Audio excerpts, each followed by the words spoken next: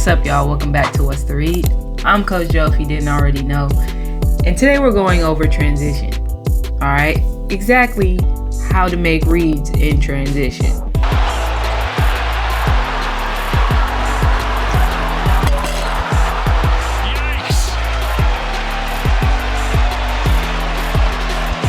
How the season's finished, but all of those players are certainly in the conversation. Azaldo swimming through traffic for the finish plus the foul. And the Gamecocks will take a 9-point lead into the second quarter as they lead it 24-15. And this right here is part 2.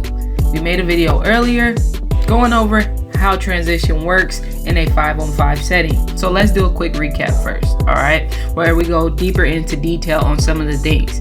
Right here, we want to push the ball up the floor, right? So pushing the ball up the floor as fast as possible, that's called a fast break. That is a part of transition. Now, to do this, you can dribble the ball or you can pass the ball. I left that part out of the last video. I apologize, because this is a very important detail. But if you actually subscribe to me, you know we're not gonna miss out on too many details over here.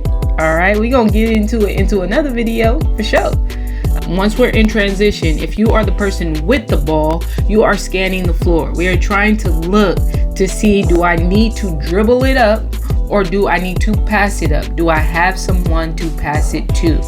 Okay, if you do not have somebody to pass it to, that's when we dribble it up a little further, and then we have what we call running your lanes. On a regular basketball court or high school basketball court, there's usually volleyball lines.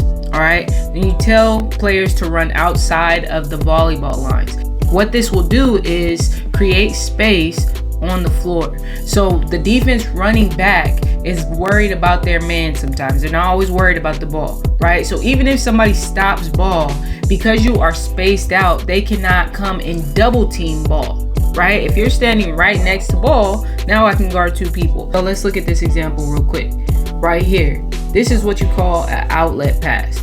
Now, most of the time in structured basketball, the point guard or the better ball handler is coming to get the ball off of the rebound immediately. They're going to stay spaced away from the person that got the rebound, so 2 people can't guard 1 person. This guy that got the rebound pushed the ball up the floor, sure, but the ball moves faster in transit when you throw the ball up, right? You can see that these guys they don't have great space, they have good space, and they don't get spaced until here, right here, when they get to the 3-point line. So look how clogged up it is right here.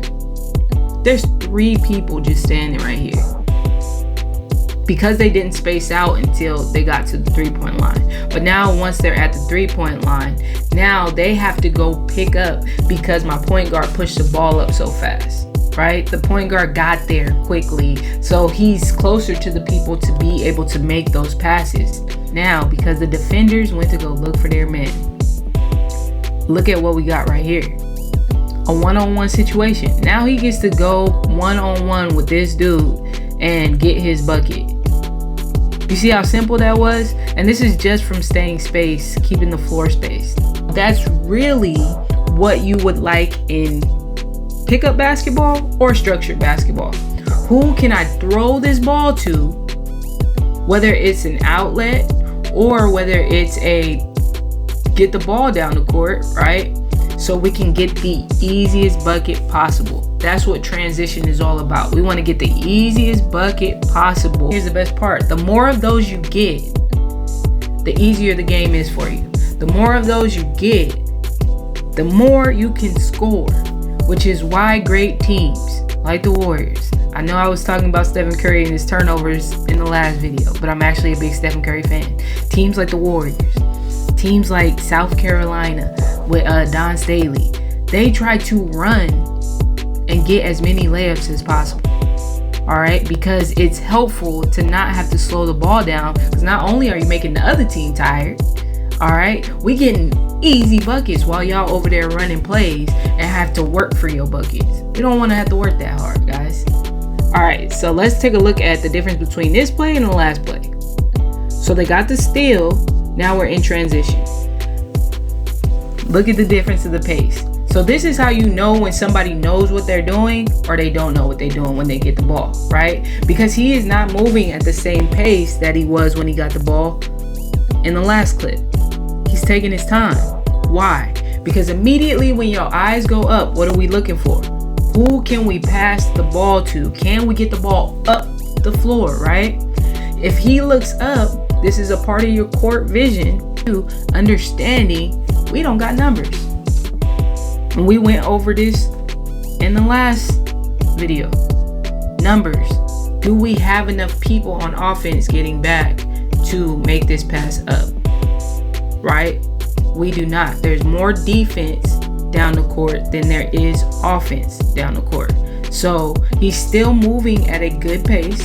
He's still running, but he is not sprinting up the court. And this right here is still a transition bucket, because did we slow the ball down? Did we stop the ball and run and play? No, we're still in transition. We got something out of it. It was still a tough shot, but we got something out of it. So let's take a look at the girls. So we're looking at teams who are all good decision makers, who are good at pushing the ball up the floor in transition. South Carolina is one of those teams. We get the steal, immediately eyes goes up, right? So before you have to be, there has to be a court awareness. Before you even turn around and place that ball on the floor, a lot of times people will jump at you on defense to make you either travel or do something stupid with the ball, right? Because you get afraid because you didn't know they were behind you. But to be able to immediately turn around and put the ball on the floor, you already have a court awareness. Either you look before you got the ball, or you just have a court awareness that nobody is behind you, right? So that's a part of transition. A tip is to stand at an angle on that outlet. You position your body with your hip towards the baseline and your back towards the sideline. So now you know that nobody is behind you, right? Because you can see. That's just a tip. Not everybody does this. But now we're pushing right here. You can see we already don't got numbers. But I bet you they running their lanes though. I bet you they keeping that floor space right here. If they did not, then defense could come and literally create a wall to where the person with the ball cannot push. Right? If they were all just clogged up together, right? Because now she's just dribbling basically into a tornado. Okay? So we're pushing, don't got numbers, still don't got numbers.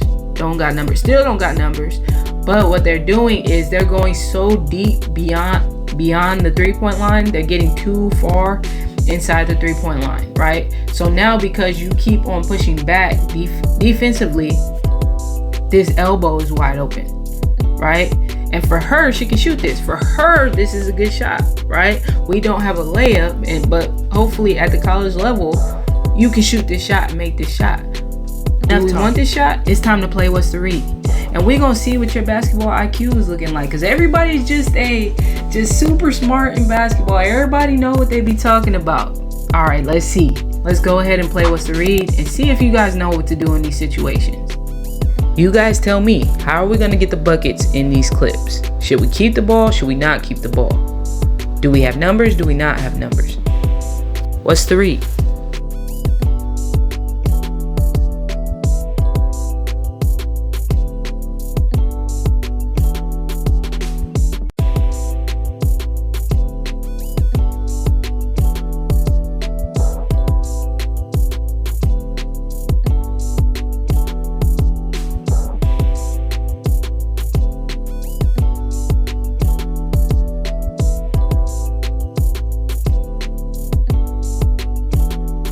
All right. I appreciate you guys for coming through, watching this video. We're gonna do more of this. The next video will be about how to play in the half-court setting.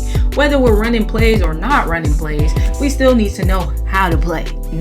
Like, subscribe, turn your notifications on if you want to know how to play basketball for real. All right.